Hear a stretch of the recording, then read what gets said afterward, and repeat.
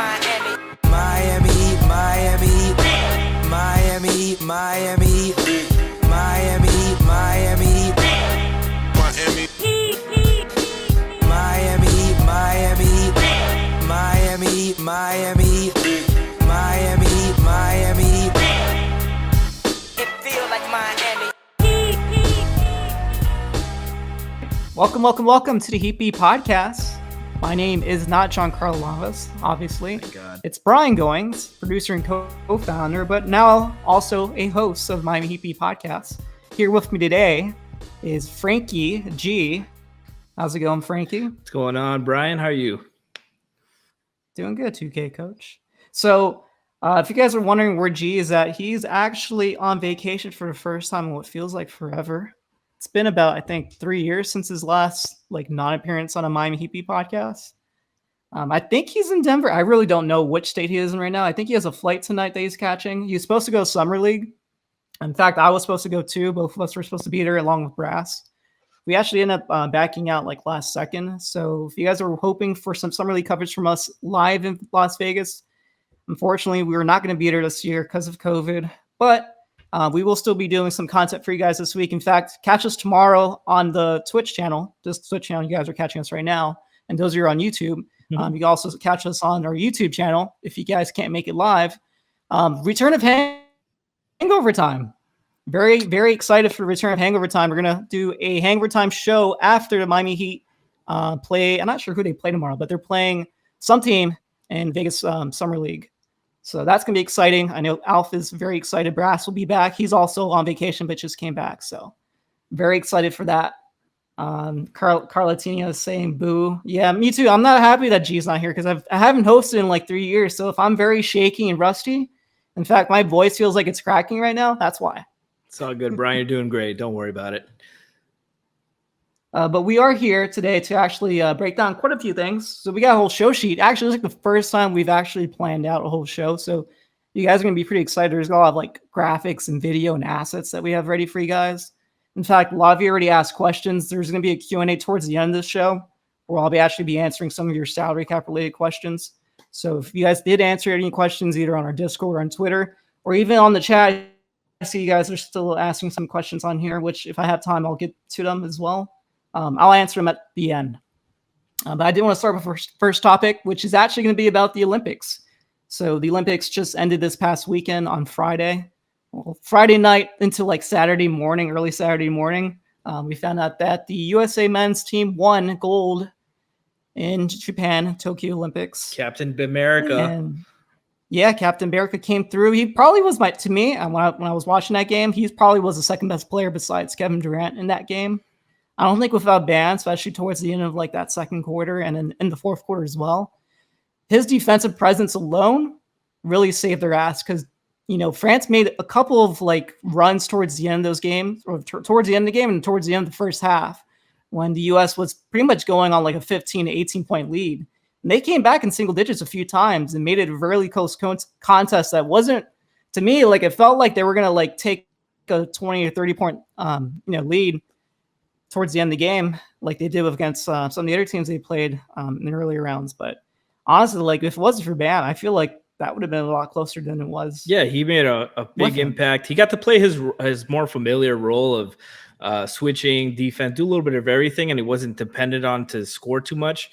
He created a lot of screen assists, had some nice passes, making plays from the elbow, making plays from the pinch post, and making great reads on the DHOs and stuff. And then he unlike Draymond, he was guarded when they would help off of him on the pick and rolls, and they would try to trap KD or Drew or Damian, whoever it was, and whenever they would find him, Bam wasn't hesitating, hit that little mid range, had a couple nice buckets late in the game that just were relief points for them.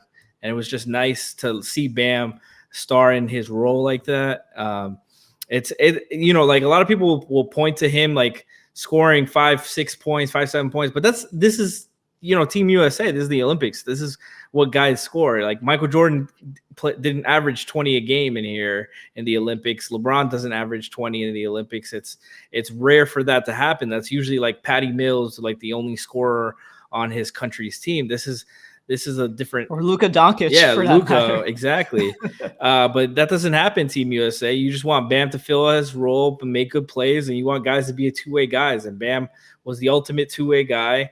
He was, like you said, one of the most important pieces on that, especially that night against France. You know, he made a lot of plays defensively, and he didn't get in foul trouble guarding Gobert and switching onto all those guards. He did a great job forcing them to go Gobert matchup heavy, and fucking they bet their whole team and their whole country's gold on fucking Rudy Gobert scoring, when even Utah's like screen assist god. They count on him to make free throws, which he's never done in his life. Yeah, he wasn't even able to be that physical with our smallest guards and smallest players, and if he was that good, he would have been able to put KD in foul trouble with all the switches he got on him, and he wasn't able to do that. That's true. And with less fouls. KD was in foul trouble the first time they played against France. So that was actually very interesting, and I don't know if that was an adjustment, because I know they still did a lot of switch schemes with KD, and he was really good on defense.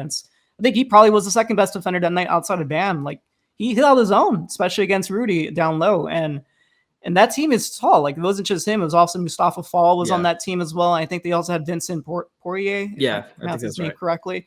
Those three guys are like pretty much the tallest guys that were on the court outside of, really KD and Bam, who were just shy under 7 feet tall.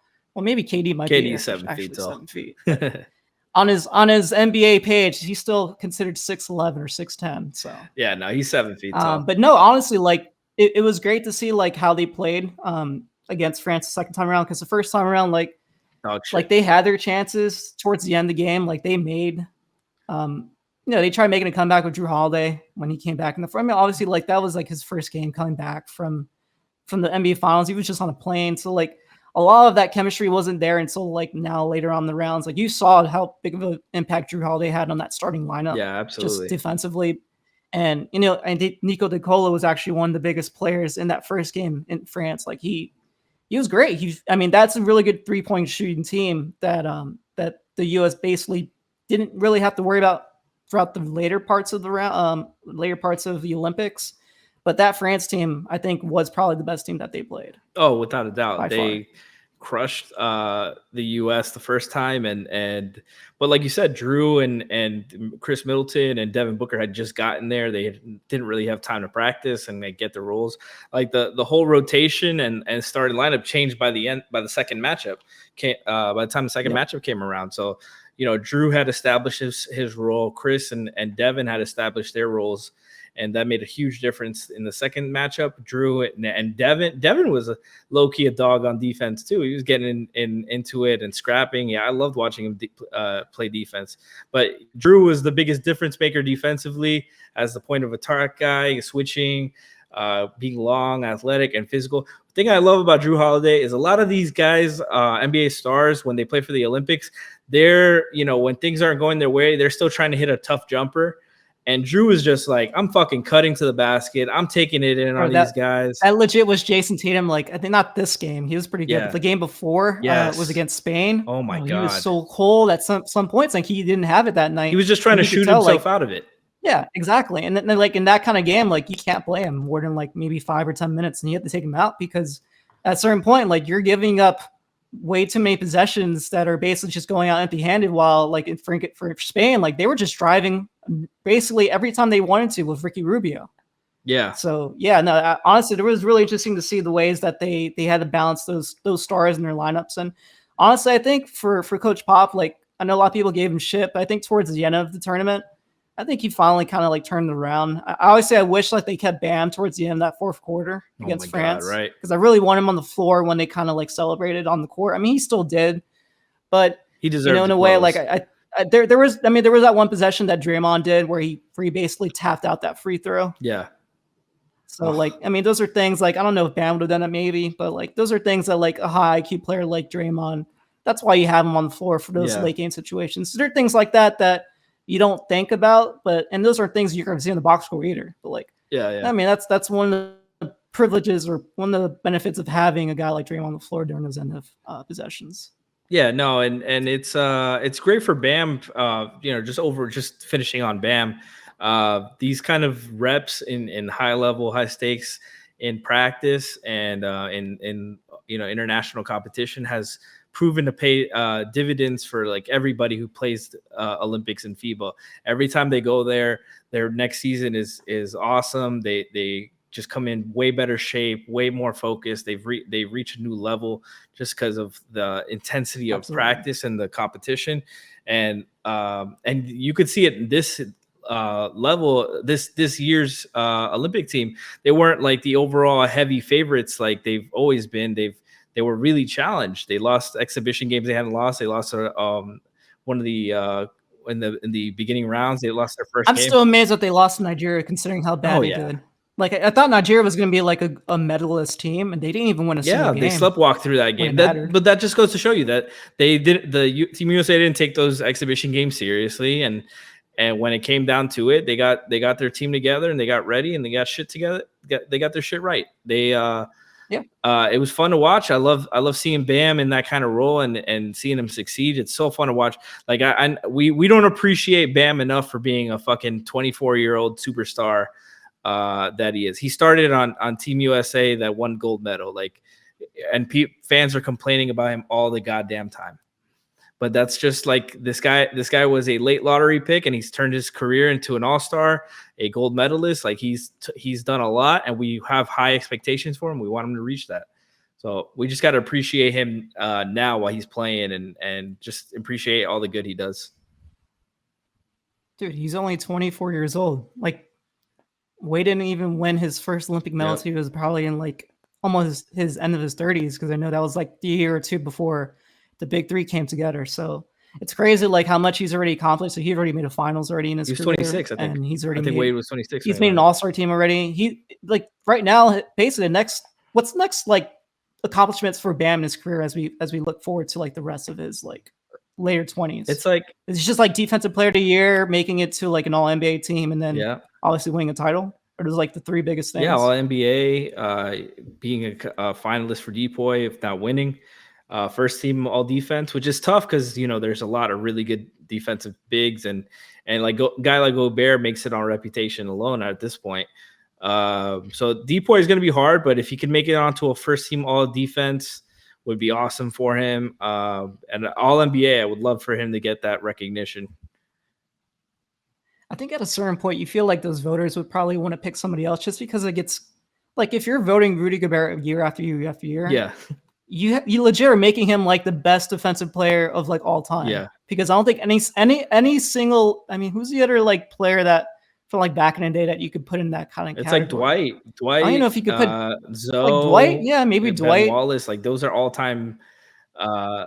Ben Wallace would be the one. Yeah, I think Ben Wallace would probably be like the guy that you could point to. Like, yeah, he was definitely like the best defensive player of that decade. But like that's basically what you're making Rudy Gobert being if like he's gonna win another Depoy again. Like, and he's probably even better at this point than Ben Wallace would be because I think he's already won 2 or 3 defensive. I think Ben had 4, and then I think Ben Wallace only had 2. I think he had 4. Then damn, that's. I just don't want to see Rudy. I'm just tired of that motherfucker. That's the thing. I want to see because there's other great defenders in the league that like deserve that chance to get defensive player of the year. And I feel like just because he's a rim protecting center, that's the reason why he's getting these awards when there's more to like defense than just being a rim protector.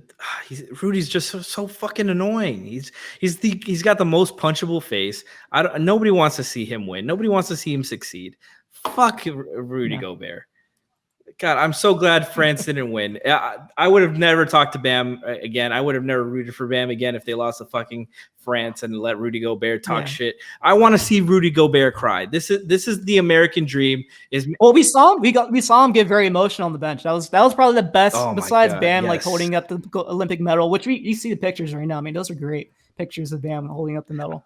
But I mean, there's pictures of Rudy that I probably should have sent our producer Brian, not me.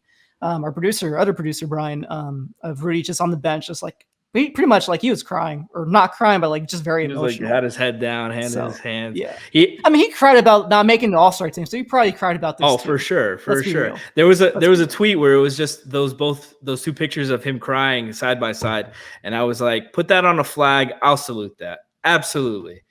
Give me Rudy Gobert tears all day. Make that a t-shirt, Brian. We need Rudy Gobert tears as a t-shirt. I will wear that. I think G's in chat right now. He's saying Rudy started COVID. That's the story he's telling his children. The joke there is G's having children. Gee, I thought you were on vacation. What the hell are you doing right now? Why are you watching this, first and foremost? We need a where in the world is Giancarlo San Diego? Are you in the airport right now? Please that's let me Brian. know in the chat. Never mind. Oh, it's Brian M. Oh, okay. My bad. Sign your My tweets, bad. Brian. All right, I'm going to move on to our next topic, which is actually going to be more about Kyle Lowry. Obviously, now that we have Kyle Lowry on this team, we can actually talk about him more instead of what he does all the time, where he talks about the Raptors and slides in some Kyle Lowry talk in there. So we actually have permission to talk about Kyle Lowry. And I actually wanted to point this out. This is something I found out as I was going through some of these new contracts. Very funny that Kyle Lowry's contract is actually signed up for 3 years and $85 million and $2. $85 million and $2. So those $2 extra mattered the most when it came to signing him over choosing either Dallas or New Orleans. I just wanted to point that out. I thought that was like the most hilarious thing. In fact, the guy who actually runs Spotrac actually Twitter messaged me and said that was basically the price of the coffee that they gave him to sign. Andy Ellisberg does it again, man. Just always. It wasn't enough to get Big Face coffee, because Big Face coffee is $20 no matter what size you get, small, medium, or large. I love that Jimmy says fuck that for all his teammates. Everybody's got the same price. I don't care if you're a coach. I don't care if you're a player. You're paying that fucking cost. Fucking Jimmy. So I thought that was hilarious. I think I saw some guy message me. I'm not sure if it's true or not why they put the extra $2, but I guess in a way, like, it makes it easier to divide it by 3. That's pretty much the only way. That makes sense. But then again, like, they structured it out by like these 5% increases. It's not like an even base salary for 3 years. So to be honest, I don't know why they added the extra $2, because it's not really needed to divide by 3. If you're not keeping the same base salary for 3 years in a row, you don't need to divide it. Sometimes I've seen other sports, they do it for like a sentimental reason. So maybe it was something like that. I have no idea. That might be a question if we ever get a chance to like talk to any Heat executive in our near future. Like, say like 10 years from now, Miami Heat makes it big and we can get like an exclusive interview of Andy Ellisberg, not me. That would be a question I would want to ask him the most. Like, why'd you give Kyle Lowry the extra $2? We get Kyle Lowry on here, but don't let G come on. Oh yeah, for sure. Let's do that. That'd be even better. I would love to. No, G's had a chance to talk to Kyle Lowry, and he basically like chickened out. Of course, he would have cried. He was at a Miami Heat game. He was at a Miami Heat Raptors game at the AAA, now FTX Arena. Boo. And I remember he was actually there to write a story about Hassan. Ugh, boo.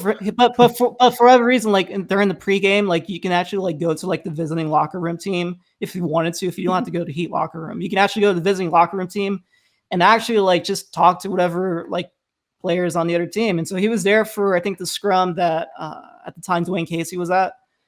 And then like obviously right after scrum, you can like go into the locker room and start talking to players. And Kyle Lowry was there, and he just didn't feel like asking him a single question. Never meet your hero. hero. I really thought that was hilarious, because like he's the guy that he loves the most, and he's asked Dwayne Wade questions like twice. I was with him second time when we were at during Dwayne Wade's last like presser at Media Day. We were there for Media Day covering it. That was his farewell season. And yeah, he asked him a question, like asking about his legacy and stuff. I'm like, but gee, you didn't ask a question about Kyle Lowry? Yeah, G just Kyle means something else to G. Dwayne is like your childhood hero, but Kyle is G's adulthood hero. So it's a little weirder for him. I just think G crying in front of Dwayne was different than G crying in front of Kyle. Honestly, who you think he'll be more sad if Kyle retires over than Wade retiring? Oh, for sure. Now that he's a Heatle, for sure. Oh, you think he retires as a Heatle? That might be something that actually might happen. He might actually retire as a Heatle. Who knows? I could see him signing like a last year, doing a farewell with the Raptors, but depends on like where the Heat are at. If like they're still contending, and if they haven't won yet, you might want to do like a off the bench kind of role. But yeah. We'll see. I think we'll see how he looks these next 2 years first. Look, us Heat fans, we know like how quickly we make people Heat lifers. Kyle Lowry's gonna be a Heat lifer. Oh, absolutely. He's gonna take charge. He's gonna talk shit, get a technical from clapping in Ben Simmons' face or something like that, and we're gonna fucking love him. There's We no made doubt. Solomon Hill a Heat lifer in half a season, so it might just take him to like the All-Star break, and then he's already a Heat lifer. This is gonna be like one the preseason, of like maybe even the preseason. He'll probably be done by preseason. No, by this team is just gonna be like Heat Twitter's favorite team for like even if they don't make it to the finals or whatever the expectations are. Just the way this team is constituted, their attitude, their play style, it's gonna be so fun to watch. Just so Miami Heat culture. Well, that's one of the reasons why a lot of people like that the first year Jimmy was here. Everybody loved that team for that reason. Like, Yeah. I mean, a lot of people obviously love the big three teams, but I knew a lot of people who preferred that finals run team over those big three teams just because of the fact that like that team as a whole felt like a Miami Heat squad that we hadn't seen from Pat Riley probably since like the late 90s, early 2000s with the Zoe teams. So I think this team probably embodies it even more now that they've added PJ, Kyle, and Markieff, and then you're probably going to bring back Udonis too. So I mean, honestly, like they're not going to miss a beat on that end in terms of the culture department. No, and Jimmy is much more Miami Heat culture, like the embodiment of what Pat Riley wants in a superstar. Even than Dwayne, I would say, just because he's just the grittiness, the work hard, come from nothing. You know, the 30th pick or whatever he was. You know, Dwayne was top 5, and he's a little flashy. He was a superstar, of course, but just the kind of guy who lead from the bottom and come from that undrafted, almost second round guy. All these undrafted second round guys. That's what Heat culture is just finding those guys like Udonis and stuff. Marcus Garrett's going to be the next guy. Just saying. Oh, God, yes. Let's move on to our next topic. Our next topic is going to be about actually the Kyle Lowry presser, and I actually have quotes that I want to play for you guys. There's 3 of them. We're probably going to do the first one, and then we're going to lead into the last 2 when we get into a segment talking about some tampering. But I did want to talk about what Kyle Lowry had to say about Bam Adebayo and his growth. I mean, you got to give him the floor, right? I've watched Bam, and he can handle the ball. He can make plays. He's super athletic. He's high energy. He wants to win. He's competitive. For me, I think just kind of helping him be in better spots and getting easier looks, right? Getting layups and dunks, and giving him the confidence to shoot the 15-footer, when he's open, right? Shooting that little floater, and possibly expanding your game out to 3. For me, it's just about building confidence, and that's a big thing for how I operate. Is I want to build everyone's confidence up to make sure that you're basically feeling like Superman out there, and no matter what the situation is, the time score, I want you to feel like you can do whatever you need to do to help our team win. And that's what I think I could do for him. And he's going to do a lot for me, right? He's going to give me some open looks. He's going to set good screens. The bigs aren't going to help as much because he's a lob threat. So it's a relationship that can really benefit each other. I love it. Dude, he's a lifer. I love it. He's a lifer. Like that was probably the best introductory press conference. I think any player that's ever joined a Heat, besides maybe Jimmy, the first time he had his presser, which that was funny when he got signed trade. He didn't have his presser for a good 3 months. Yeah, later. He was on vacation. I always thought that was hilarious. He was on vacation. He didn't have his presser literally until maybe a week before training camp. I thought that was always funny. But no, for Kyle, man, damn, I the fit's gonna be so flawless with him here, and I can't imagine how much of an improvement Bam's gonna have from last season this season. His confidence is gonna just go through the roof, and I'm just really excited for that for Bam alone. But this is the core of that team. Even Tyler, I think for the simple reason, he doesn't have to worry about even really distributing the ball as much as he was towards the beginning of last year, and even the bubble too. I honestly they need a guy like Kyle for the longest time, and it's what's crazy is and this is something that other podcasts have mentioned. The Heat haven't really had many point guards in their history, and I can really even allude to this in a sense of I'm playing 2K and there's a mode called My Team. And every time that I play My Team, I always try to make an all-time Heat squad. And it's always hard to find a fucking good point guard to put on the Heat squad because outside of what LeBron at point, because what they do for 2K, they put LeBron as a point guard and a small forward. They like put him as like a positionless card almost, which is like he basically like just breaks the game because he's like a 6'9" point guard that shoots like 99 threes and stuff. It's crazy. But like really, besides him, like Dragic would be the other one, but he wasn't really a true point guard. He was more of like a combo guard at playing the point because obviously it was just positional need. Like who was like the other true point guard? Tim Hardaway, and even Tim was more of a Timmy was a distributor score too. No, like we they haven't really had like many distributor like point guards, so honestly, like bringing Colin is going to change the identity of this team's offense. No, I love it. Heat Expert is in the chat. Shout out Heat Expert. If I don't see fucking Duncan setting screens for Bam, if I don't see Kyle Lowry's fat ass setting screens for Bam, I'm gonna fucking scream at Spo. I'm gonna scream at my fucking TV every fucking night until I see one of those guys a better set a screen for Bam every fucking night. I'm tired of seeing this shit. Duncan sets a screen for Bam. It's a fucking layup every time. Now you have Kyle Lowry, who's a great screen setter, not just because of his ass. Elite for his size, elite for like just like entire category. Just give him the award for best screener for a fucking point guard. He just has He's a wide great. base. He's awesome. Like that's that. Yep. Yeah. Well, yeah. That's just it's just easy things you can do. You don't have to point that out. And like I just need to see that shit, man. I needed to see that shit. It's not only that; it's the playmaking and pick and roll. How many I laugh about it still when you look at the couple games that Oladipo played, but he comes off a handoff, he comes off a pick and roll with Bam, and he's looking at Bam right away, and Bam was bobbling it because oh shit, a guard's looking for me right away.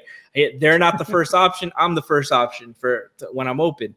And Oladipo, they didn't have their chemistry yet because it was early, but Lowry and Bam are going to build that chemistry so well. Lowry's going to make Bam such a good player.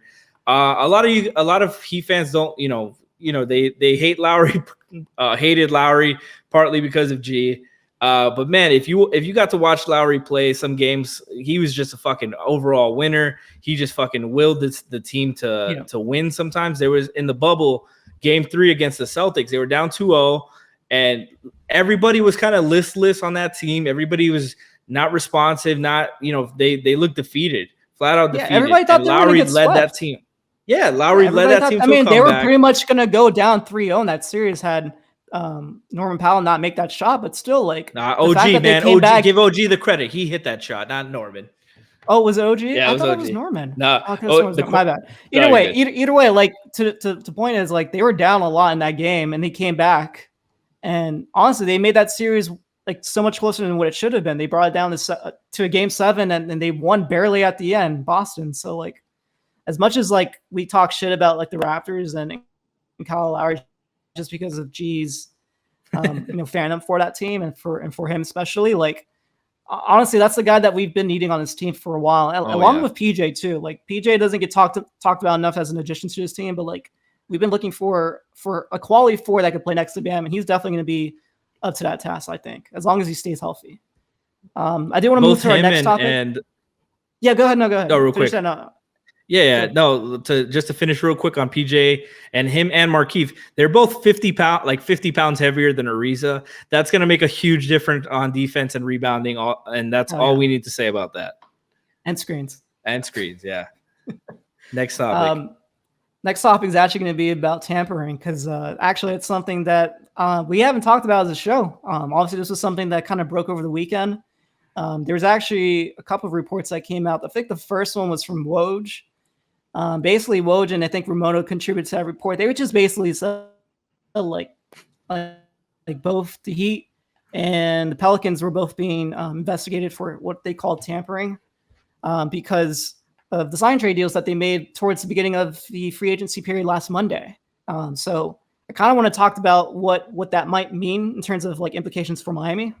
There's actually stuff in the CBA that talks about this. Is something that and in fact, if you can pull it up, Ryan, actually might be a good time to pull that graphic up now. But there is basically language in the CBA now that they added back in 2019 that sort of talks about what the penalties could be for participating in what they call tampering. But in fact, we'll probably go later and talk about it more. But Ari Voineman actually said they're not being investigated really for tampering, but really more for like jumping the gun in terms of like announcing these deals. And honestly, like the way I've been like reading more into it, there's no way that the Heat are going to get penalized to the point where like Lowry's not going to be on this team. Oh yeah, but I did want to go through what I want to go and actually show you like what exactly they could get penalized for. So like as the graphic's saying, like the Heat could technically get penalized for a few things if they're like deemed to like, who knows like what they want to actually look for, because they mean what happens is like they basically they go back and they basically just take every executive's phone and just looks to see if they have any contact period with like, not with Toronto, I don't think, about making a trade, because that's not, according to the CBA, like you can contact teams about making trades. Like when they opted into Dragic's deal, they could have had conversations about trading for Dragic right after. That's not against the CBA. Now, what they can have conversations about is like, assuming Lowry's like, he's a free agent, you can't technically have conversations until he's a free agent that he wants to like play for Miami. So that might be one thing that they're going to try to look for when they do that investigation. But the other thing that they're going to look for, and I think that's something that's actually going to help the Heat in their case more than New Orleans' case, is just like the contract itself. Like the Heat knew what Kyle wanted, and the reason why they knew it wasn't because of like the reports that we saw like 2 weeks before free agency started, or even like the days before, that he wanted $30 million per year. They were able to talk to Kyle Lowry and his agent well before during the trade deadline. In fact, that was one of the things that both Woj and other reporters were reporting when the Heat were in the middle of making that deal before they made the trade for Oladipo, was they had a chance to trade for him and also negotiate an extension for him. And that was something that I don't think is being talked about enough in terms of this tampering allegation. Like the Heat knew what he wanted to make all along. Like it's not a surprise that he made $25 million. It's not a surprise that like he got paid the 3-year deal. Like everybody knew that he wanted 3 years. Everybody knew he wanted in the range of like $25 to $30 million. So and honestly, like by like just the whole situation and just looking at it like from an outsider, like not even as a Heat like fan, like the Heat didn't have the cap space to sign him to that deal. So like them jumping the gun in terms of making the deal, maybe 30 minutes of free agency could possibly be a thing that might get penalized for. But in terms of like not knowing how much he was going to make, that's complete, in my opinion, like that's completely bullshit. Like they knew how much he wanted. And part of the reason why they opted into Dragic's deal is because they knew that what he wanted wasn't going to be enough cap space for them to sign outright. Exactly. So they needed Dragic's salary to facilitate that sign trade. Here's the thing, Brian. I appreciate you breaking it down wonderfully. You've been the real MVP of the cap stuff. That's why we call you Brian Ellisberg now, because you are that good. But here's the real fucking story. Mark Cuban is still pissed about 2006. Get the fuck over it, bro. It's been 15 years. You won a fucking bullshit championship right after that, 5 years later. Start celebrating 2011. You should have re-signed those guys right away. You're still worried about fucking 2006. You're still trying to fuck the Heat. Worry about signing some fucking free agents for Luka. Worry about building a team around Luka. Who's gonna? We're about winning a first round series, man. How about that? Yeah, come on. Try winning another first round series. Find somebody to handle the ball to give Luka some goddamn rest. God damn, Mark fucking Cuban. Shark Tank isn't doing that well for you, bro. Come on, dude. Like, what? Get off fucking Pat Riley's nuts. This motherfucker, man. I am so fed up with Mark fucking Cuban. This piece of shit. He has a history of finishing in second place, like just a bunch of times. He's just still salty about that. No, he is, honestly. And like the funny thing is like honestly, right now they could really use Dragic, I think, more than anything. And they don't want it for whatever reason, because they want to pay him his $19 million salary. And even more than that, I don't even think Toronto wants to send him to Dallas anyway, because I don't think they have the assets that they're kind of looking for. I think for what Toronto wants, they want like multiple first-round picks, which Dallas doesn't really. I mean, they could trade, but is Dallas going to send any first-round picks for Goran Dragic right now? No, absolutely probably not. And I think what's going to happen is this will probably be like an Iguodala type thing. I think he's going to hold out for a while. He might play a little bit in the preseason because he's a professional. Like, and we'll get to that later in the show. But like this whole like Dragic like scenario and this whole tampering thing, like it's kind of like it's dumb to the point where like teams like Dallas are really calling the league office for what? Because they announced the sign and trade like 30 minutes after free agency started. Yeah, like they're gonna go back. What's gonna happen is they're gonna go back. They're gonna look and they're gonna be like, okay, the Heat did everything right by the rule book in terms of like when he probably reached out to his agent. He probably reached out exactly at 6 p.m. They probably have a conversation with his agent probably for a few months. What might have happened is you probably know for sure Jimmy talked to him a bunch of times. In fact, I think Kyle, and we'll play that clip actually now if you want. Let's play a clip actually, Brian, of Kyle actually mentioning the whole Jimmy Butler relationship and exactly how he kind of convinced him to come to Miami.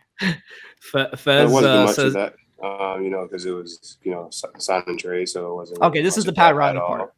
But I know who they are. Me and Spoke kind of go back to the NBA Africa games, and me and him always had a mutual respect for each other, and I really, his passion is, one of a kind. So I've always looked at him as one of those guys that, really coached the team hard, but he really stood up and really fought for his team. But other than that, it wasn't many conversations. I'm sure there will be a lot more to come. But other than that, of course, I'm looking forward to those conversations to be, had. A lot. Dude, real life, man. He knows exactly. Now, and, me and Jimmy, we talked about this for a long time now, and he kind of was continuing to chirp about it and talk to me about it. But as a true friend, right? He doesn't matter. It doesn't matter what decision I made. He was going to support me, but he was really on me about coming to the Heat and kind of fulfilling some things that we've talked about before and trying to possibly play together. And now that the opportunity is here, I'm looking forward to the opportunity. To actually getting back on his team, and besides an Olympics game where now we every single day, going to work and battling against other teams in the NBA and trying to get to the highest level. Let's put back that graphic now. And let me actually talk about this, and then we'll talk about the graphic of what the penalties might be, but. What Ari's saying right here basically is that the Heat, like I mentioned earlier, they basically are not being investigated for tampering. And he's the only reporter I've heard say this. I haven't heard anybody else confirm it. So I'm assuming he's correct. But it's almost the same kind of deal where they're investigating them announcing a sign and trade deal too soon for the NBA's liking. But they're basically investigating for gun jumping, which is they just didn't like that Lowry signed the sign and trade that fast.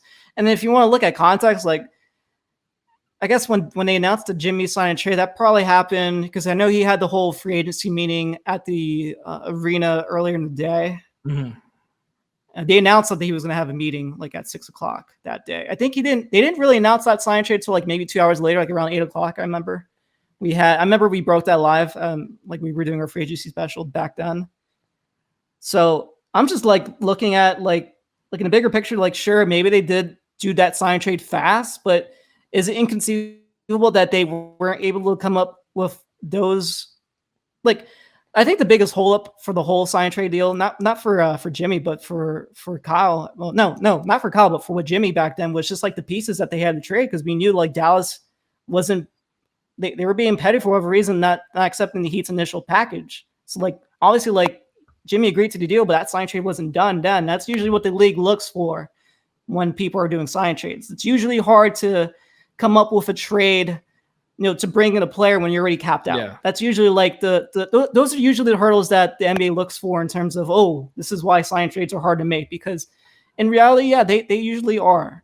But for the Heat, they were smart enough last offseason to give these team options because they knew that after they gave Bam his extension, they were going to be put in a position where they needed these contracts to be able to facilitate a sign and trade. But I think back then they were hoping that sign trade wasn't going to be for Lowry. It was probably going to be for Giannis.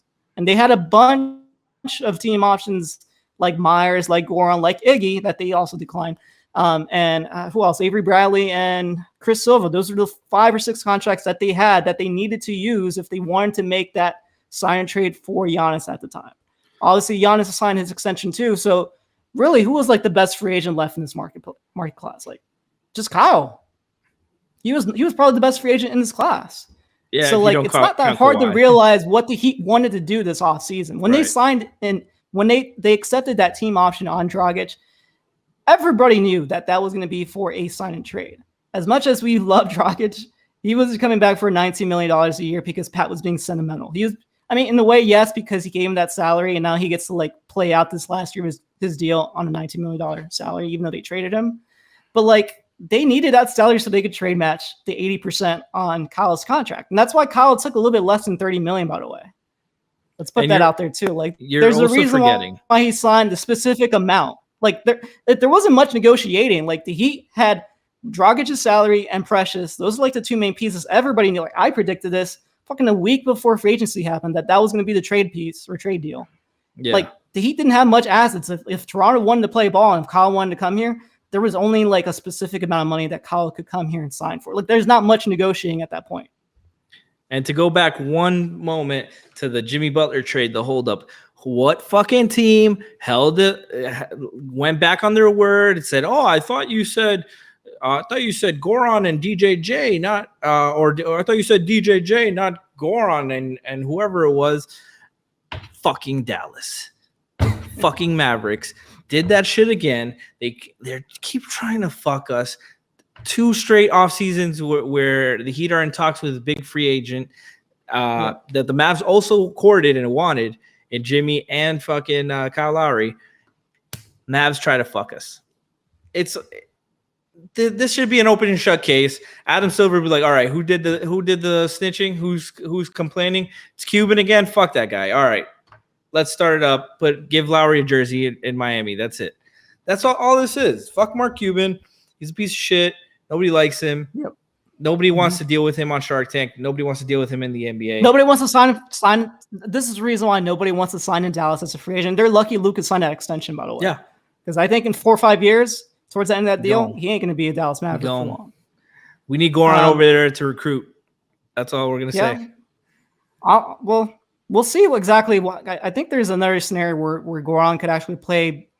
He could still like recruit and also like maybe potentially come back to the Heat this year. Ooh, teaser. In fact, I want to get to that next, but I want to finish this graphic real quick.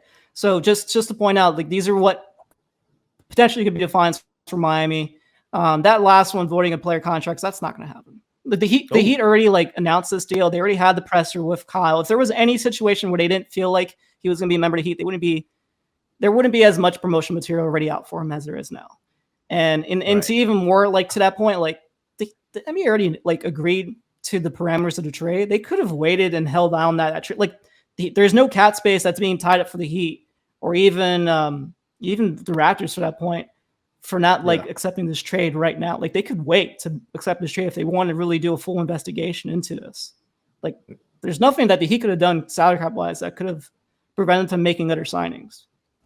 So they already accepted the trade. That's not going to be rescinded in my opinion. And other people like even like what's his name from ESPN, Bobby Marks has also alluded to the same point.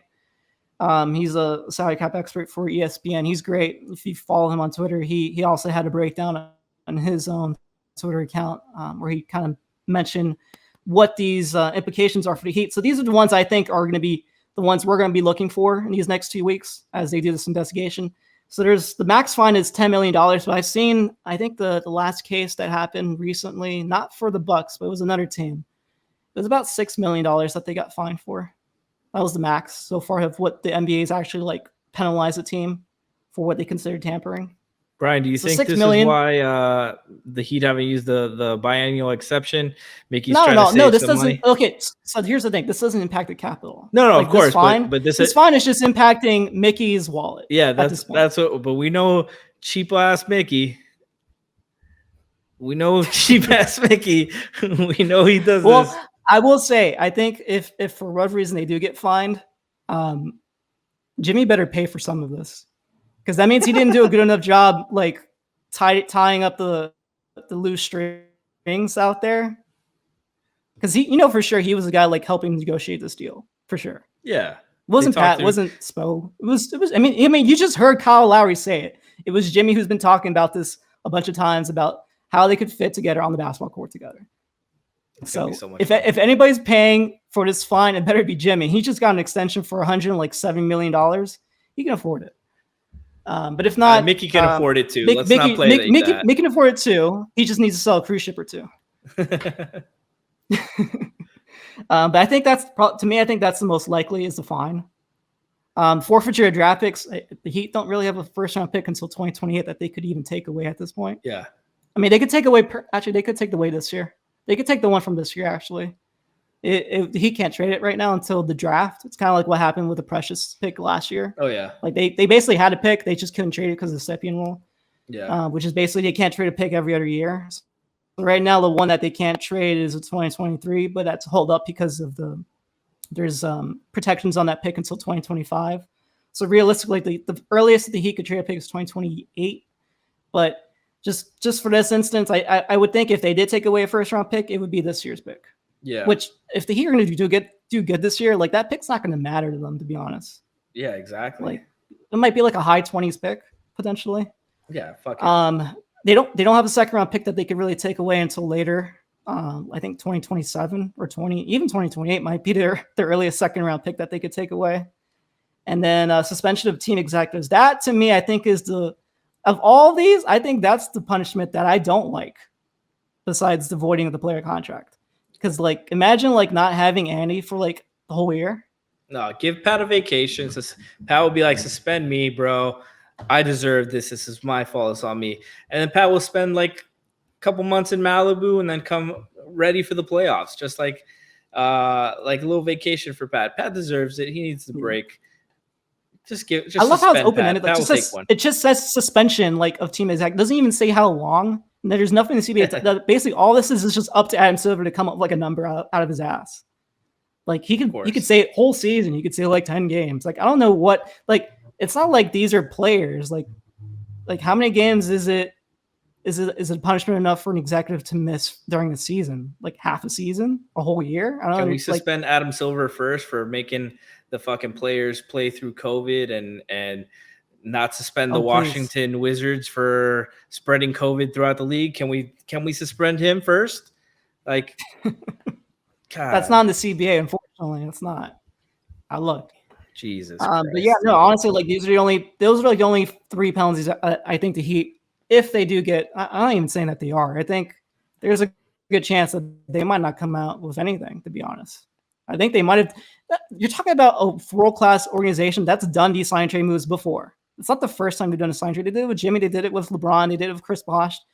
They've done it before a bunch of times, even when I wasn't even a Heat fan back in the 90s. Like, this isn't the first time they've done sign trades. It's not Andy and Pat's first rodeo of negotiating a free agent. That's their main like method of gaining star players is free agency. They know how to play this game better than probably almost any team in the league. They know how to cover their tracks, and if anything, it's going to be a very, very small penalty like what happened to Milwaukee, like a second round pick. That's probably the worst. Fine might be like potential up there if they really do see something more egregious. Like I think that would be like the second penalty we'll see. Other than that, there's not going to be a chance that Lowry's not on the Heat next year. Also, fuck Adam Silver. I've got to say it once again. Fuck Adam Silver. All right, I'm going to move on to our next topic. That actually is more about Goran. I actually want to show this image real quick. So this was on Twitter going crazy yesterday, man. Like people were just overreacting to this one simple quote. Well, I understand like why Toronto Raptors fans are like upset. Like, what did they expect in terms of like Dragic and his future with that organization? They're rebuilding. Like they weren't a playoff team last year. And they got worse now that Kyle's not there anymore. So just a quote on this image is Toronto, according to Goran Dragic to a Slovenian news outlet, he said, "Toronto is not my preferred destination. I have higher ambitions. We'll see." And that was about his future with Toronto. We can show the next image, but I actually want to show, well, go back real quick. Sorry, Brian. Go back real quick. Just want to show that he was wearing his Heat culture shirt as he was saying this. So it's just like, that's fucking amazing that he's still like repping the Heat, even though he no longer plays for the team. We love you. Just goes to show that he's also a Heat lifer. But here's actually a quote from today. Actually, it came out from Sportsnet. They posted a story with Dragic basically doing a follow-up interview. And this is a Canada news outlet. He said, "I was in the center of the city and the journalists were there, and I was asked about Toronto." It was basically taken out of context. I told them that I had spent 7 years in Miami. That would be my preferred destination for me because my family's there and everything, not Toronto. All right, next slide. So he said, my message basically to all Toronto fans is I would like to apologize. It didn't come out the right way. I know they love their team and they would be proud. It is one of the best organizations in the NBA. They've already won a championship and I didn't. So what I said, it really was not appropriate. I think there's one more after this. And this is same quote, same story, but I just took it from Andy Chang's Twitter account. He said, I cannot lie. Of course, I was sad to be traded. First of all, I spent 7 years in Miami. And the second thing, I have 2 kids and family in Miami, and you have to move to a different city. You basically need to start over and find a school and everything. It's been hard. That's touching, I think, from Dragic to even like explain his situation. This is something that we don't really get privy to, like these players' lives, especially now during COVID. Like, imagine having to move your whole family from Miami to a different country. Like, you're not going to a different team; you're going to a different country too. Like, moving your family all the way to Toronto is tough. And look, I know Dragic has a home here. He's had a home here for a few years now. Besides, obviously, Slovenia. Like, this is his second home. He actually moved his entire family here to Miami because of COVID. Because he wanted to see his family more, and obviously, like, travel restrictions are tough right now. So he actually was able to bring them here towards the beginning of the pandemic. So I know it's tough for him to, like, I'm sure it's going to be even tougher for him to go to Canada because Canada's strict right now too. They don't make it easy for Americans to travel to Canada right now still. Yeah, like, there's still restrictions. So like, honestly, I feel for him in terms of, like, the situation that he's in right now, and I'm hoping that eventually Toronto accommodates him in like another trade to hopefully a city near Miami. It's definitely not going to be like Orlando. That's not going to be one of the teams that's probably going to go after him. But Dallas is still pretty close. They're in the South, so like I would hope that he can find a way to like make it to a team. But at this point, like, I don't know what his future is going to be like right now. No, I saw somebody on, I think it was the Heat Reddit, that they're from Slovenia. They said it was basically a mistranslation, and that's why it was taken out of context. But essentially, it's just Goran saying that he was sad. Exactly what you said. He was sad to leave Miami, and he was just not. He wanted like a contender. He wanted to go to a contender team he can compete for because of his age and his injury history. He's 35 years old. Everyone can understand that. The only people that are upset about it were Toronto fans. And Toronto fans have this Napoleon complex. I love some of them. Not you, G. No, I'm just kidding. G, I love you too. But some, they're just, complete inferiority about their championship, about stars wanting to play there. And Jack Alfonso, our very own Jack Alfonso, had a great tweet where it was like the handshake meme thing, where it was Goran Dragic, Kyle Lowry, not wanting to be in Toronto, and it was just a great troll. They're just so butthurt about Chris Bosh, Vince Carter, Kyle Lowry, all these guys leaving, and Goran just saying what every veteran who gets traded to a bad team says is, I want to play for a good team. Andre Iguodala did it with Memphis. This happens all the damn time. When there's a salary cap related trade, a veteran goes to a bad team, they're like, hey, I would love to play for a veteran team. Goran said he would play for Toronto, which is a better attitude about it than Andre had. Andre didn't even want to go. But Goran said he would play, and like you said, he has his family. He's older. He's only got a couple more years of this kind of level. And he's already had to accept the bench role to suit his playing style right now.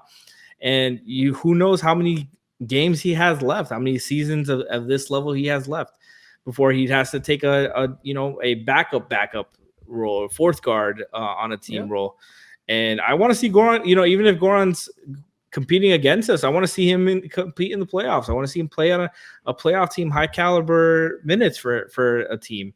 He deserves that. He deserves to be playing for a contender. Here's a good point, actually, from Festbutter in the chat. And actually something I forgot. Technically, right now, Toronto's still, like, not in. The Raptors don't play in Toronto still. They're still, like, technically located in Tampa. They haven't really relocated just yet. A lot of the players' homes are now here. They're, like, in rentals, apparently. And I know a lot of people in that front office and executives and stuff, like people in the marketing department stuff, they've been living in Tampa for pretty much the entire pandemic since it started, since they moved after the bubble. Yeah.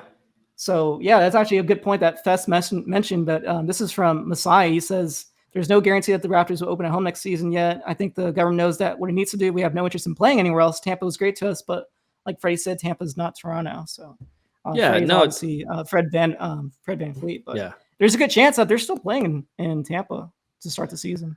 Yeah, there's the Blue Jays just started playing back in Toronto, and we see how the variance has been treating everything. So who knows how Canada is going to have to respond, and the Raptors as well. And it's going to, I mean, for Goran would probably love playing in Tampa just because he'd be closer to his family. I think that's probably what Goran wants. I think he probably wants them to be in Tampa still. Yeah, right. But he's like, that's the next best thing, We'll see. I did want to actually answer, and we actually started doing our Q&As now. But there is a graphic that I want to show right after this. This is actually a question I've gotten a lot from even this chat, but also like just on Twitter. What's the potential? Give me 1 second, Brian. I'm sorry to cut you off. Brian M, show the meme I was asking for. This is the Toronto Raptors fans. How come you don't want this? Is their real mood.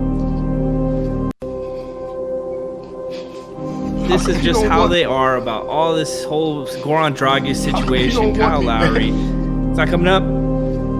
Probably not coming up. Ah, man, it was the Will Smith. How come he don't want me? They're so pissed. Nobody wants them. It's the ultimate pick me team. Nobody wants to play in Toronto anymore. Great city, rabid fan base, but nobody wants to fucking play there. Go ahead, Brian. Sorry to cut you off. No, you're good. No, so this is basically the question I'm being a lot is just like, what's the potential that Dragic can come back and play for the Heat this year? And this is something I was kind of teasing earlier, but there is one scenario, kind of two, but really it's one scenario that I think that applies anymore for the Heat. It's this first part of this, and this is directly from Larry Kuhn's CBA FAQ. So basically, a player can be traded to a third team. So Dragic gets traded to a third team, right? So he gets traded to Dallas. He gets traded to whoever. It doesn't matter what the team is, but everybody's assuming it's going to be Dallas at some point. But just imagine that Dragic gets traded a third time. If he gets traded by that team and he gets waived by that same team, so he can't get waived right now by Toronto. That's the worst thing that could happen to Dragic right now is that he gets waived, like he gets like a buyout right now. Because if he gets bought out and then he goes to another team, he can't come back to the only way is if he gets traded. So he has to get traded first. If he gets traded and he gets bought out or waived, whatever, the Heat could get him back without being up against the reacquisition rule. And this is actually something that they alluded to here. It almost happened to Andrew Bogut. So it was kind of it wasn't like planned or anything, but Andrew Bogut got traded from Golden State to, I can't remember which team, but he got traded. And then along the way, he got cut by, I think the Wizards or the Bucks, one of those teams. He basically was on the market. It was his third team, because he got traded from Golden State to another team. Then he got traded from that team at the deadline to another team, and then got bought out. So once you're bought out, you're a free agent. So he was a free agent, and he was able to sign with Golden State. He didn't end up signing there, but it was the first time that this rule basically was like kind of put into like practice, like it could have happened. And it could happen again with Dragic if, for whatever reason, this new team that he gets sent to, he doesn't want to play there, or they don't want him anymore at his $19 million salary. They could buy him out. They could just simply waive him if they wanted to, which seems weird. I think a buyout would make more sense towards the deadline is what I think would happen. He could come back to the Heat, and the Heat have ways to sign him. Like if he takes a buyout, the Heat could technically give him the biannual and kind of make up whatever lost salary he would buy out from his old team and still make some money. Sense. The Heat would be over luxury tax at that point. So I mean but I feel like that's one way the Heat would go for luxury tax is to bring back Dragic. So it would be like a case like, say Toronto uses his salary to match a trade, like say they want to try to get some kind of like player in the 20 million. Basically, what happens to the Heat? They want to get a player in the $25 million range. They use him as salary as a salary filler and make that deal. Any point between now and the deadline. Mm-hmm. And then the other team cuts him. So, then I mean, right now can sign him. And the thing right now is like there's not a lot of players that they can really make moves for because, sure they can, but right now they can only use his salary straight up. They can't combine him with anybody else. You can only do a Oh, 1-for-1 trade. So they can only use Dragic's salary and trade him for another player within 8% or 120% of his salary. Okay. So That it's a makes little sense. harder because you can't combine him with any other players because he's already been traded once. You would have to wait, I believe it's 60 days. So 60 days from now is when they could kind of add other pieces on that team for a bigger trade if they wanted to. And if you're Toronto, you're probably waiting until December 15th unless something amazing. Yeah, and that's when all the other free agents that just signed, that's when they're able to be traded. So yeah, there's a lot more players on the market that could be on the trade block. So yeah, okay. I think it's safe to say that Dragic, unless something like crazy happens where he gets bought out, if he gets traded, it's not going to happen for probably first half of the season. That makes sense. And we'll probably see him play ball unless Toronto tells him not to come. Yeah, no, I think for sure. I think especially I don't think they're trying to really. They're not trying. I mean, they might try and make a playoff spot to begin with, but for all intents and purposes, I don't think they're going to make it in the playoffs this year. So they're probably going to try to rebuild, and they're not going to need him. They're not going to try to give him not going to give him minutes if they can try to develop some of the other guys on that team right now. Yeah, they have a number 4 pick they need to develop and stuff. So if anything, Goran's just a bench guy for them. So I do want to go answer some of you guys' questions. These are from Twitter. I got about 7 something. I mean, there are 5 legit questions. There's 3 not really questions, but I kind of want to answer them still because they're funny. Let's go. But I already answered one, which was the whole Dragic thing. Let me answer these questions for you. Ask these questions for you. Answer these questions for you. So here's the first question. This is from Ken Bone from Discord. He's asking, is there a way to get another player on the roster without going over the luxury tax line? Yes, there is. In fact, the Heat right now only have 13 players, so they still need to sign a 14th guy. They don't have a 14th guy on the roster signed just yet. They could actually still go away with a 13th guy for 2 weeks, but after that, then they do need to add a 14th player to the roster. This doesn't include the two-way guys. The two-way guys are not part of this requirement for the main roster. So He had 13 guys. They have actually enough space. In fact, if we can get the graphic up, I'm not sure if you could do it, Brian G, but I did want to show what the Heat salary cap sheet looks like at the moment. Nice.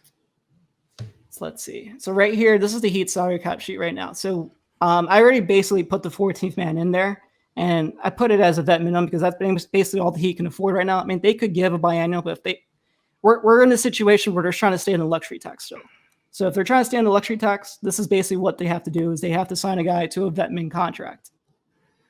What's cool about the vet min contract is if they try to go after a guy like Udonis, he's actually going to be making about almost $3 million or just under $3 million this year. The vet min for basically any player that's like above 9 or 10 years of experience.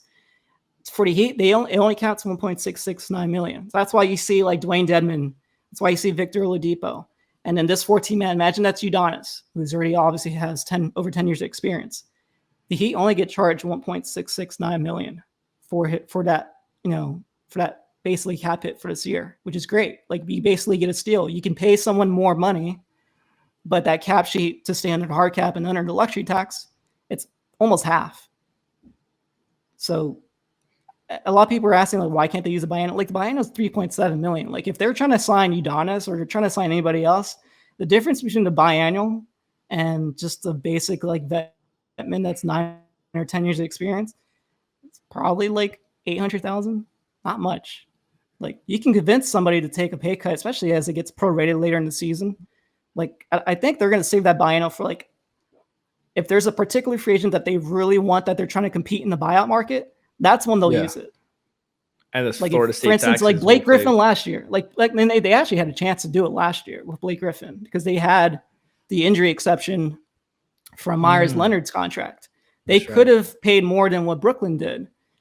They didn't use it. They even had the biannual last year too. It's actually rolled over this year because they didn't use it last year. But just wanted to say, like, the Heat have options to give more money to any buyout guy later on. I think that's what they're going to do. Like, if there's a guy that they really want, hell, if they want to bring back Dragic, like I just mentioned, if there's a scenario where he's traded and he gets cut or bought out, that's what they could use to bring him back. That makes sense. That's a 14th guy. If they want to add a 15th guy, it's tricky here.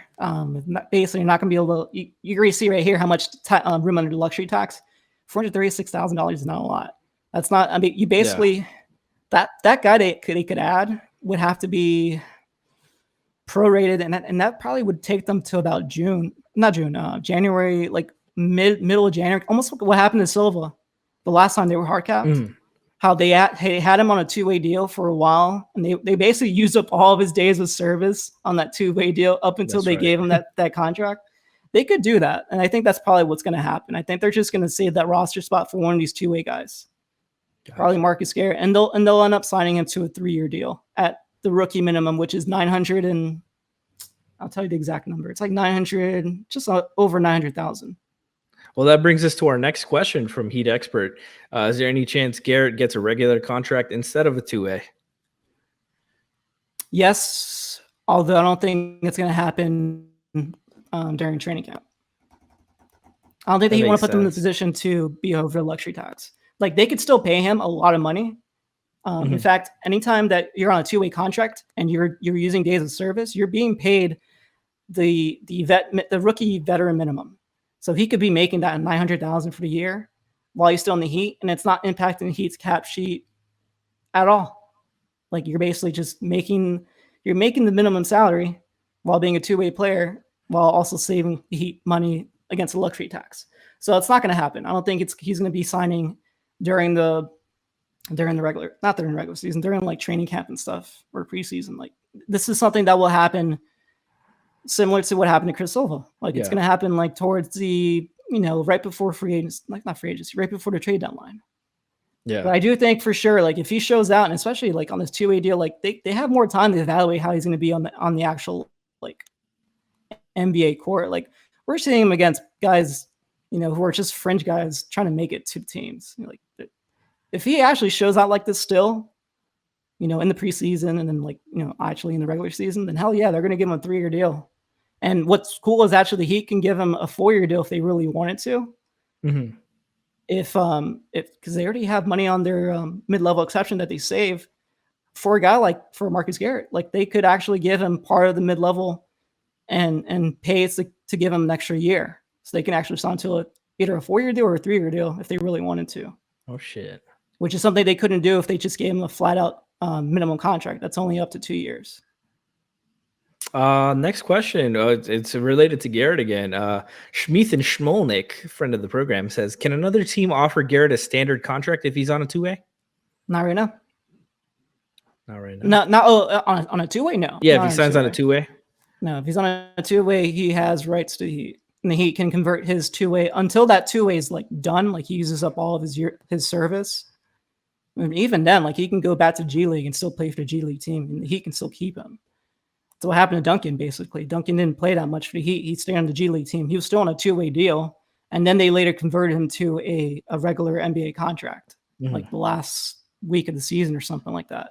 So the Heat could do that for Marcus Garret the same way, or they can stash until next year. Like, the Heat just did that with Max Strus and Gabe Vincent. They were on 2-way deals the entire year for the most part, and they actually gave him like the actual veteran minimum contracts that I think they deserved. They play pretty well for 2-way guys. Yeah, for sure. So another team cannot poach him away. He basically has rights. In fact, right now he has a training camp spot. Right now he signed an Exhibit 10 contract along with Micah Potter. So those two guys for sure will be on the Heat's training camp roster and preseason to try to make the team. And it's pretty much all. You can pretty much like assume, because this is basically what happened with Chris Silva. Like, they gave him the same kind of deal, an Exhibit 10 contract. Basically, he gets paid $50,000 to, basically go to the Heat's training camp. He gets paid $50,000 no matter what. If he makes the team or not, he gets paid $50,000. Nice. So it's a nice little. Another team cannot pay him to steal him right now until the Heat basically like let him go, which they could do. And the Heat learned this little restricted free agency trick when they didn't have Hassan Whiteside's bird rights. They had his early bird rights when he was a free agent. Yeah. And ever since then, it's paid off way more with Duncan and guys like that, and having their restricted free agency availability and their full bird rights instead of the early ones. So shout out to Andy. It's really smart what they did with. I think there's a question. Actually, the next one I want to pull up, if you can pull it up real quick, or let me actually answer this one, and then I want to pull up the one after this, the one on Omer Yurtseven, because it actually kind of ties into what could happen to Marcus Garret. But this question is from Bull Galaxy. He asks, can the Heat sign Oladipo to a $20 million salary next season while keeping everyone on the roster? Yes. So obviously Heat would be a luxury tax team that year because they're just barely under right now. We're like, I showed you, they're almost $400,000 under the luxury tax right now. It's going to go up. I saw projections that's like 4 million more than what they anticipated. So it might go up like an extra 5 or 6 million next year, which helps the Heat. But like obviously everybody else's salary is still going up because they're on those increases. Like I mentioned earlier on Duncan's contract, Bam's contract, Jimmy's contract, they all have increases on their deals. Kyle Lowry's too. So it's not going to matter that much for the Heat. They're going to basically be expected to be a tax-paying team, which is why I'm assuming they're not going to want to be a tax-paying team this year. It saves a year of that clock of being a repeater tax team. I have them projected to be, if they want to like be a repeater tax team, if they save the luxury tax this year, 2026 would be the earliest. Because it'd be 4 in the last 5 years that they would be a tax team. That's the way it works. And we have some biannual exception questions in the tax. So Luke_Cheney4 asked, does the biannual exception counts against the tax? And then Sickles1 says, basically, if they use the biannual exception on some veteran guy, will they have to pay the luxury tax or not? Yes to both those questions. Yes, they do. No matter what exception they use, veteran minimum exception, which is the only exceptions they have right now, is veteran minimum exception and then the biannual. Those are the only two contracts they can basically give right now, unless a player gets hurt. Yeah. Like what happened to Myers Leonard, then they can get an injury exception. But yeah, right now, knock on wood, no one's getting hurt. Yeah, for real. So yeah, those are two contracts. And then they also have part of the mid-level, but the mid-level is like only 2 million. And I showed you guys, like the Heat get charged 1.66 million against their cap, but the player, if they're a vet minimum guy like Udonis, he's not signing that 2 million mid-level. He can make way more on the veteran minimum contract while the Heat save a lot more too. That makes sense. So any guy that's going to sign, that's a veteran, like in a 9, like basically anybody that's like over 5 or 6 years of like playing service, they're going to want to sign to the minimum contract. It's like those guys who are just like rookies, like 1 or 2 year deals. Those are guys that you could get they would make a little bit more, but in a way, like also helps the Heat too. Because like Yurt 7 signed a contract, but it wasn't that much more than, it was less than 1.66 actually. Schmieden said they had Hassan's dodo bird rights. Yeah. But the question right here is actually really important. So Yurt 7 is Omer Yurt 7, the restricted free agent after this contract. So he signed a 2-year deal, but last year he signed a 1-year deal. Actually, last year he signed technically a 2-year deal with the option that the Heat could. He basically was non-guaranteed on the 2nd year. That was this year. The Heat, per what Barry's reporting, Barry Jackson, Miami Herald, he requested that they would basically rescind that non-guaranteed year so that he could be a free agent and renegotiate a new contract. I'm assuming, and this is the only way I could see why they want to do it, he can make more money, like a little bit more money, like $100,000 or $200,000 more, because he has 1 year of NBA service on his belt. So instead of making what was like $900,000 last year on that 1 year, or on the first year of that deal, because he has 1 year service, he can make what he's making now. If you want to pull up that cap sheet one more time, Brian. But basically, he's making just under 1.6. He's making 1.489 this year, and then next year he'll make just a little bit more, around 1.6 next year. So he makes a little bit more, and it actually helps him, but also helps him and the Heat in this other instance. They get his bird rights after he has 3 years of service with the same team. So not this year, but next year, which is the year that he is also non-guaranteed. He could be a free agent after the end of next season. And just like what happened to Duncan, what happened to Nunn, they have a low cap hold on his number. They could go, I'm not even saying that here are going to be a team with space that year, because they're probably not. But they could still go over the cap to re-sign their own player that's a free agent. And if he's a restricted free agent, we just saw what happened to Nunn. It's a lot harder to get offers if you know that Miami is going to pretty much match. That makes sense. So if we're assuming he's going to be good, I don't know how good he's going to be, but say he's a guy that what happened to Nunn, like he makes just enough to make maybe like 8 or 9 or 10 million on the market. the Heat could definitely re-sign him like super easy by just accepting whatever sheet number he gets offered for, or better yet, what happened to Duncan, they can just come to an agreement early and basically scare their teams away from, sending him an offer sheet because they know Miami's going to accept no matter what. They have his bird rights. If he's that good, it helps the Heat to have his bird rights to keep him. We'll see. And the sign, will they have sign and trade options with him too if it comes to that? They could, but then that becomes trickier, just like what happened to Nunn and what happened to Duncan. Like you basically you fall under base your compensation. So if he makes more than, I want to say more than 20%, is it 20%? More than 20% of his previous year's salary, then basically what happens is the NBA just takes whatever new contract he's signing for, to say he signs for $10 million, reduce that in half. Oof. And that's the salary that you're basically using for trade matching purposes. Oh, okay. So he still makes $10 million, but for trade matching purposes, he makes $5 million. But the team getting him is getting a $10 million salary on their cap sheet. So for Miami, really trade matching wise, it's $5 million. So you're basically you're already $5 million out of the pocket in terms of matching a trade. That becomes super hard. Yeah, and it gets harder the more money he makes. Yeah. So if he makes more than 20%, like that's why with Duncan, like that was hard. Unless the team had cap space to bring him in to do the trade matching thing, like it was hard to like do a sign and trade for any team that was over the cap. Okay, that makes sense. We got a question from Joel from Miami. He says, in order to stay under the salary cap, could the Heat pay anyone else we need to fill the remaining roster spots in Cafecito? Yeah, no, I don't know.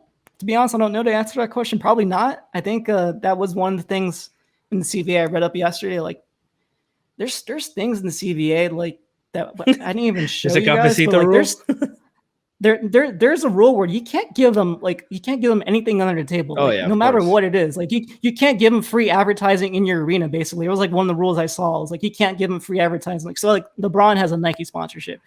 If LeBron, for whatever reason, wanted to come back to the Heat on a veteran minimum contract and still make a shit ton of money, like $20-30 million a year, and the Heat want to negotiate like a deal with Nike to put like a massive Nike sponsorship in the arena, they can't do that. The Nike arena. So, yeah, in fact, like those little things, those are things that the NBA is like, they don't like.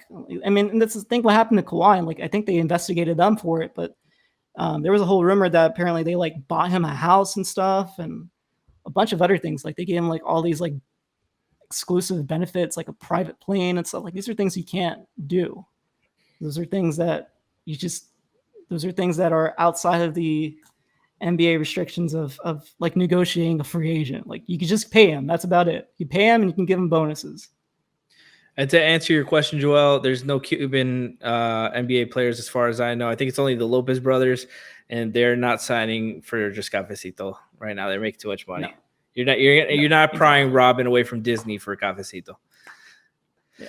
We have a couple more questions here. Seb _ asks, how much are we paying Lowry this year? 21-22. That's the base pull up the salary. graphic. Pull up the graphic. It's super easy to answer, but basically Lowry is making an average of $25 million a year. Not $25 million. Yeah. No, yeah, 25 million. Well, I can't even say $25 million a year anymore because of the extra $2. I can't divide it in half anymore. But God damn it, Andy. Around $25 million a year is that? No, 20. Hold on. Oh, my bad. I lied. $28 million a year average salary.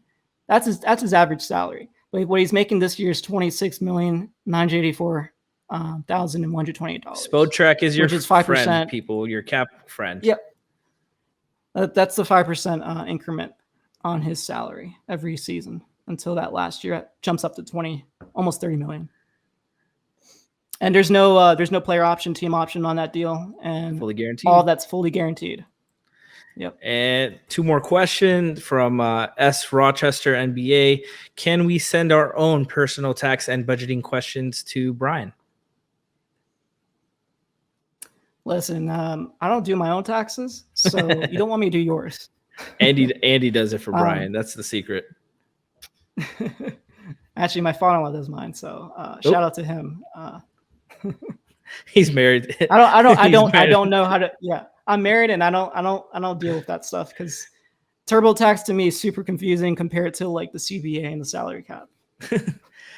No, I was gonna say Andy Ellisberg is your father-in-law. Oh Secretly. yeah, for sure. And the final question, Taking a nap right behind me. final question from Corner. Can Brian explain how Barca fumbled the bag in re-signing Messi? Dude, I don't know. I'm not a big soccer fan, but I don't know how they were able to like afford all these players on that team. Like if you're talking like just a super team, like they have Neymar, they have Mbappe, right? Now they just added Messi. I was looking at how much he's going to make this year. It's like 45 million or something like that.